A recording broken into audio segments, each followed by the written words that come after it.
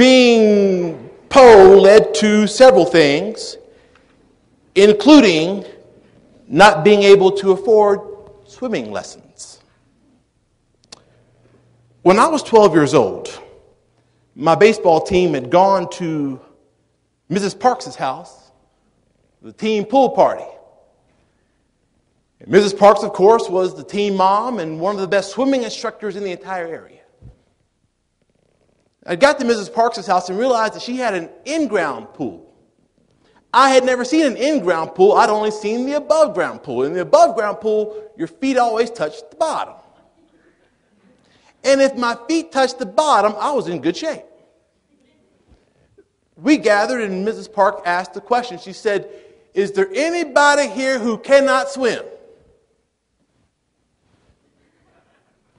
No one else raised their hand, and I wasn't going to because I could swim as long as my feet touched the bottom.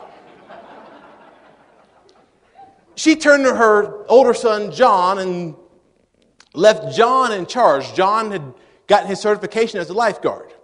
So John had to be in charge while she went to go prepare lunch. We get in the pool, and I'm taught a new game called Marco Polo. Marco Polo is the game, of course, the childhood game where you close your eyes and you basically play tag. I was enjoying Marco Polo at first, but I got a little excited and drifted to a part of the pool where my feet did not touch the bottom. All right? Folks, that day I learned the difference between the in-ground pool and the above-ground pool was a little area called the deep end. And my head tilted back. And I remember tasting the chlorine. And when you can't swim and taste chlorine, you can smell death. And I panicked. Knew I was in the fight for my life, but when you don't know how to swim, you have nothing to fight with. Till this day, I had never been more terrified in my life. All of a sudden, out of nowhere, Mrs. Parks jumps in the pool. They said she jumped over a table. Jumps over a table, jumps in the pool, pulls me out. She says, "Did you catch a cramp?" "A cramp? No, ma'am." "Well, what happened?" "Can't swim, can you?" I said, "No, ma'am." She turned to her son, John, and said, "Didn't you see what was going on?" He said, "Yeah, Mom, I saw it, but he panicked, and I didn't want to jump in and make matters worse." She said, "John, you are trained and certified in water rescue.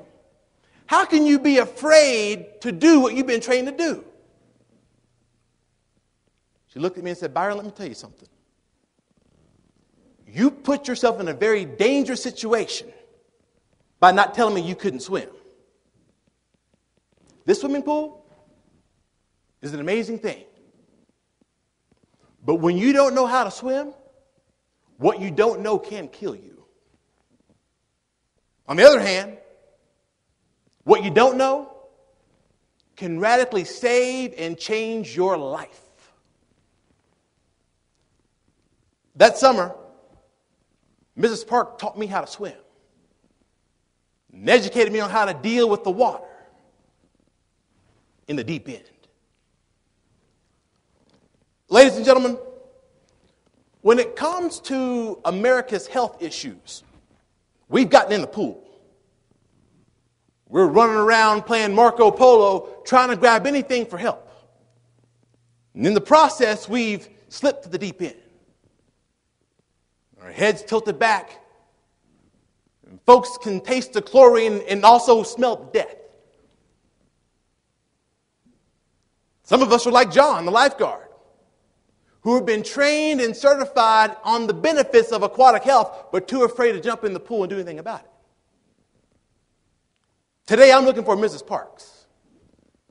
Somebody who's willing to jump in the pool and educate the mainstream and tell them that what you don't know about this water can radically change your life.